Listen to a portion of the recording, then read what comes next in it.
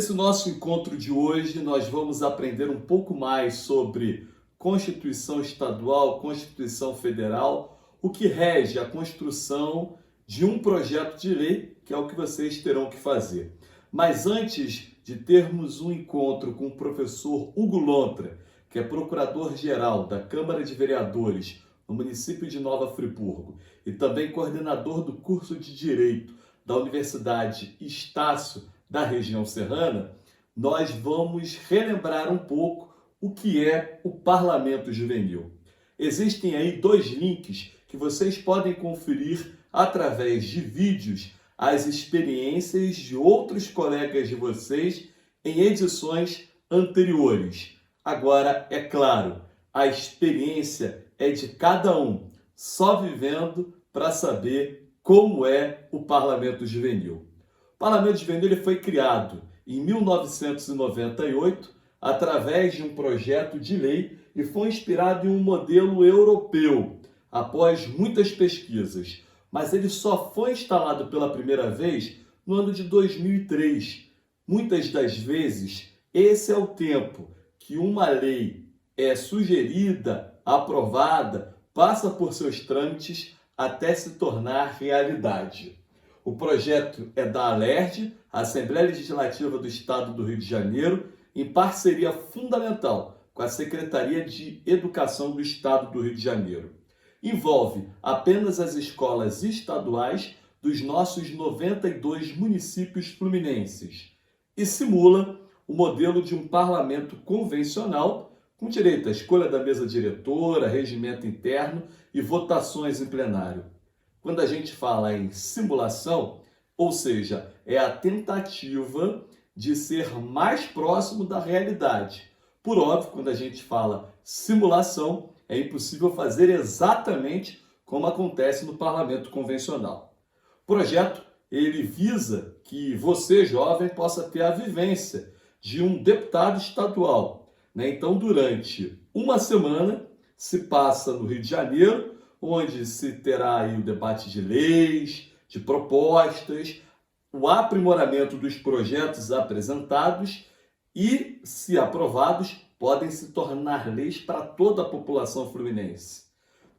No final, são sempre escolhidos 3 projetos, mas outros projetos ficam disponíveis para que os deputados estaduais possam, através de um banco de projetos, adotá-los e apresentá-los. Qual é o objetivo do Parlamento Juvenil?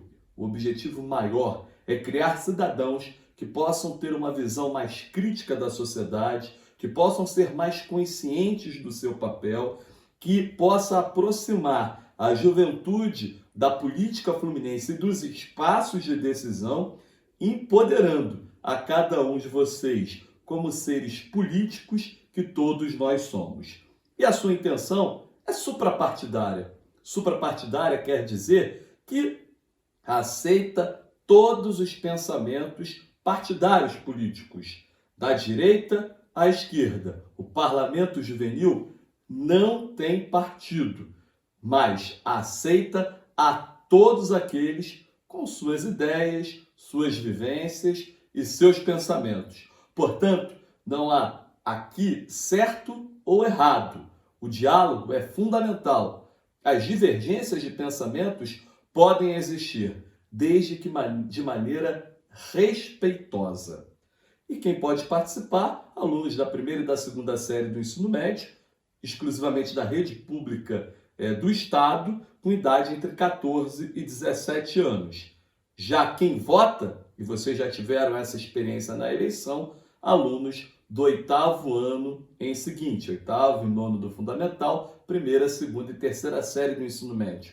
Claro que nessa edição, por conta da pandemia, algumas alterações precisaram ser feitas para que a gente pudesse se adaptar a essa realidade, mas, acima de tudo, não deixar de que aqueles estudantes que passaram por essa fase não tivessem a oportunidade de participar do Parlamento Juvenil. Cada um dos 92 municípios do estado tem direito a um representante no mínimo, exceto a capital do estado. O Rio de Janeiro, por ser muito grande, ele é dividido, muito grande e muito populoso, ele é dividido em 3 grandes áreas. E cada uma dessas zonas de região elege um parlamentar. Portanto, a capital tem 3 parlamentares juvenis. Lembrando que as eleições acontecem nas escolas estaduais em até 2 turnos de votação. Também é importante frisar que, pela regra, os 3 municípios com maior número de candidatos, ou seja, com maior engajamento, elegem não apenas um, mas 2 parlamentares juvenis, como a gente vai ver adiante. Bem, no primeiro turno, vocês já passaram por essa experiência, mas é importante relembrar, ou até para aqueles que não tiveram a eleição por terem sido candidatos únicos, ou seja, candidato único está eleito, ninguém está concorrendo com ele. Se há mais de um candidato, existe a eleição. No primeiro turno, a eleição acontece dentro das próprias unidades escolares para eleger o representante da escola. No segundo turno, o eleito de cada escola busca representar o seu município. Os deputados eleitos têm por objetivo apresentar um projeto de lei. Mas antes, e é o que a gente está fazendo agora, devem aprender um pouco mais sobre as suas funções aqui na capacitação online, na capacitação presencial e, claro, tirando as dúvidas sempre que tiverem através da nossa equipe que vai buscar atender da melhor maneira possível. Portanto, não fiquem ansiosos em escreverem o projeto de lei de maneira imediata. Pode rascunhar, pode pensar em alguma coisa, é claro, mas é importante que vocês aguardem as capacitações para ter mais base para a construção de um bom projeto de lei. Bem, na semana parlamentar, que a gente vai estar estipulando as datas todas certas para vocês, vocês vão apresentar, debater, votar os projetos de autoria de vocês no plenário da ALERJ. No fim, as escolhidas serão encaminhadas ao governador do estado e todos serão encaminhados aos deputados estaduais oficiais que poderão acolher essas leis e que poderão, portanto, virar lei para toda a população fluminense. E os custos disso, Anderson? Bem, a ALERJ custeia as despesas com transporte, com a estadia num hotel que nós ficaremos, a alimentação, todas as refeições do dia e também as programações culturais e os cronogramas de atividades. O que eu quero dizer com isso é que vocês não ficarão apenas no ambiente da ALERJ debatendo os projetos, votando os projetos. Teremos também atividades culturais, palestras, cursos para aprimorar ainda mais o conhecimento de vocês e aproveitar, é claro, que vocês estarão na capital do estado do Rio de Janeiro, uma das cidades mais procuradas pelos turistas de todo o mundo. Além das atividades parlamentares, portanto, como já disse, vocês terão aí outras atividades. E após a semana, quando se encerra, vocês seguirão no mandato de deputados estaduais juvenis, acompanhando os demais colegas de parlamento da região de vocês, entre outras atividades que serão propostas e a gente espera que a pandemia possa permitir. E quem somos nós nessa que é a 13ª edição do Parlamento Juvenil?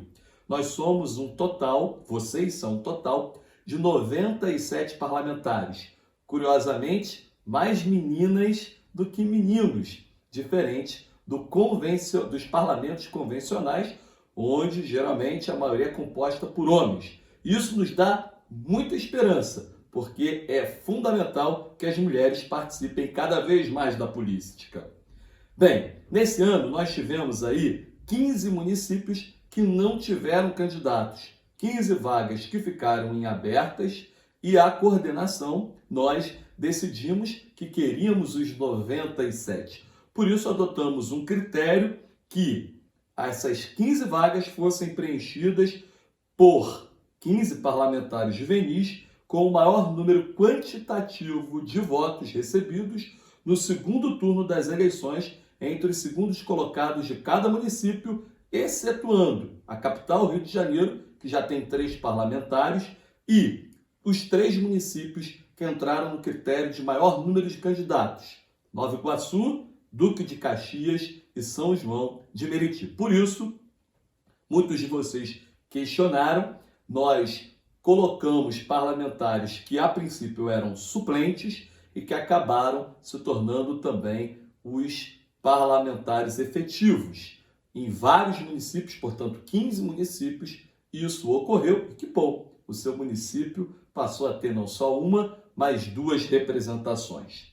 Várias leis do Parlamento Juvenil estão em vigor e vocês poderão conferir aí nas apostilas que vocês terão acesso e poderão verificar cada uma delas. Larissa Westphal é uma delas, com o Legislaqui, que já está em funcionamento, o Rian, que apresentou um projeto ligado à formação de professores, a Mariana Zilda, que apresentou um projeto que combate a intolerância religiosa, o Rodrigo, que criou um projeto muito ligado ao meio ambiente, de logística reversa, a Winnie, que apresentou um projeto sobre iniciação científica. Reparem vocês que são ideias muito diversas e que vocês também podem se juntar a esse time. Um pouco da história das edições anteriores do Parlamento Juvenil e finalmente chegamos a essa edição.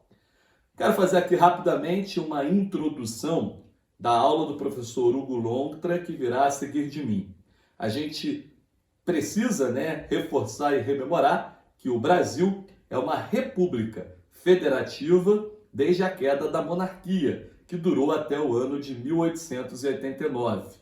O Brasil é composto por 26 unidades federativas, ou 26 estados, Rio de Janeiro, São Paulo, Minas Gerais, Pernambuco, Alagoas e assim por diante, e ainda o Distrito Federal, que é a capital federal, Brasília. O nosso formato de governo é o presidencialismo, onde há também o governador do estado e os prefeitos no executivo. São, portanto, 3 esferas de poder. O executivo, como já disse, o legislativo, que se divide em 3 partes, legislativo federal, onde tem os deputados federais e os senadores, os legislativos estaduais, onde estão os deputados estaduais, a ALERJ, por exemplo, na esfera estadual, e as câmaras de vereadores, onde estão os vereadores. E o judiciário, onde estão os juizados, os tribunais regionais, federais, o Supremo e as demais instâncias do judiciário. O Estado do Rio, portanto, é uma dessas 27 unidades federativas do Brasil, no cenário onde temos o governador do Estado e a ALERJ, a Assembleia Legislativa. A ALERJ oficial, diferentemente do Parlamento Juvenil, é composta por menos deputados. São 70 ao todo, que são eleitos de 4 em 4 anos pelo voto proporcional em lista aberta. Ou seja, o eleitor vota em um deputado estadual, que soma os votos no seu partido político. É feita a divisão dos votos conquistados pela sigla de acordo com a quantidade de cadeiras disponíveis que terá direito. Portanto, 70 deputados, todos os votos vão para um determinado candidato, soma-se os votos desse candidato aos companheiros dele da mesma sigla partidária e aí então se dividem as cadeiras. Um exemplo melhor, o partido A, por exemplo, obteve 200 mil votos na soma de todos os seus candidatos, todos os candidatos da bandeira A. O partido B obteve 100 mil votos na soma de todos os candidatos. E o partido C obteve 50 mil votos na soma de todos os candidatos.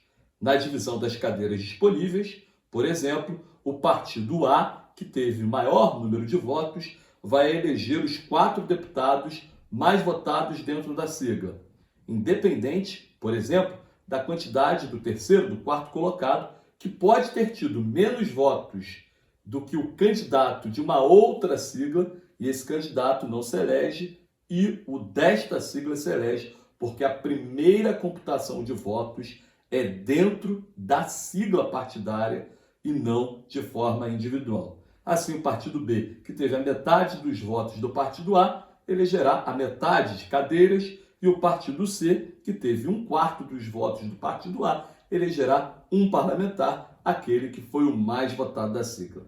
É complexo. A ALERJ tem um regimento interno, que são as normas de funcionamento, assim como o Parlamento Juvenil também tem o seu regimento interno, que simula ao máximo a realidade. A ALERJ é obrigada a seguir a Constituição Federal, que foi promulgada em 1988, pós-regime militar, e também segue a Constituição do Estado do Rio. A Constituição Federal é a que está acima de todas as demais leis. A Constituição do Estado está acima de todas as leis do Estado, mas obedece à Constituição Federal. No atual momento, nós vivemos o maior período de democracia da história do Brasil. Se nós formos relembrar esses períodos, o Brasil teve um período de democracia entre os anos de 45 e 64, que foi o pós-Estado Novo, também conhecido pós-Estado Novo ou pós-Era Vargas. E aí, logo depois, em 89, tivemos a primeira eleição direta para presidente da República e assim estamos, felizmente, até os dias de hoje.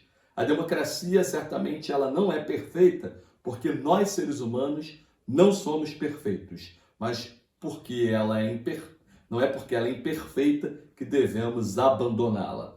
Lembrando que o país viveu um longo período de ditadura militar que só acabou no ano de 1989, quando tivemos a primeira eleição para presidentes, porque, apesar do movimento de diretas já em 84, não houve eleição direta para presidente da República, acabou sendo eleito Tancredo Neves pelo Congresso, mas ele veio a falecer e assumiu seu vice, José Sarney. Em 88 foi promulgada a 7ª Constituição da história do Brasil, garantindo uma série de compromissos que vocês devem observar na confecção dos projetos de leis de vocês. Promoção da cidadania e dignidade humana está logo no artigo 1º. Construção de uma sociedade livre, justa, solidária, sem pobreza, menos desigual, sem preconceitos de qualquer natureza e destinada a promover o bem de todos. Projetos de leis de vocês devem se atentar a esses artigos que são considerados pétreos, ou seja, impossíveis de modificação. Prevalência dos direitos humanos, a cooperação, a moderação, a solução pacífica nas relações internacionais. Também está disposto na Constituição os direitos políticos, sociais de trabalho, saúde integral, educação básica, assegurados nos artigos aí expostos. E quem vai falar melhor para a gente desse tema e de outros é o professor Hugo Lontra, que assume agora aqui a nossa capacitação virtual.